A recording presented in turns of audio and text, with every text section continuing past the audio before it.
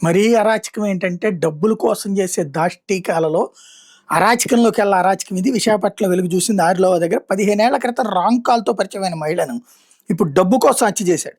ఆమె ఒంటి మీద ఉన్న బంగారు ఆభరణాలతో పాటు ఇంట్లో ఉన్న 5,00,000 క్యాష్ అపహరించుకుపోయాడు. కాశీ వెళ్లి అక్కడ ఆమె పేరిట పిండ ప్రదానం, అన్నదానం కూడా చేశాడు.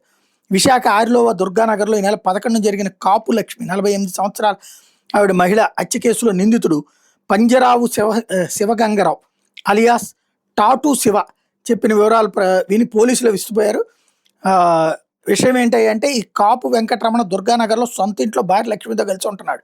కుమారుడు వివాహాలై దూరంగా ఉంటున్నారు. ఈ నెల 11 వెంకటరమణ విధులకు వెళ్ళి వచ్చేసరికి ఇంట్లో భార్య లక్ష్మి రక్త పడుగులు అచేత్రంగా ఉంది. పోలీసులకు సమాచారం ఇచ్చాడు. పోలీసులు ఘటనా స్థలాన్ని చేరుకుని సీసీ ఫుటేజ్ ఘటనా స్థలంలో టవర్ డంపు కాల్చి పరిశీలిస్తే ఒకడి మీద అనుమానం కలిగింది. నిందితుడు విజయనగరం జిల్లా బొబ్బిలి కోనేరుగట్టు ప్రాంతానికి చెందిన పంజరాపు శివగంగరాజు అలియాస్ టాటూ శివగా గుర్తించారు.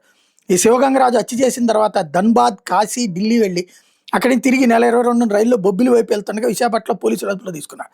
స్టేషన్ తీసుకెళ్లి విచారిస్తే నేరాన్ని అంగీకరించాడు. 15 ఏళ్ల కిందట కాపు లక్ష్మి రాంగ్ కాల్ ద్వారా పరిచయం అయిందట.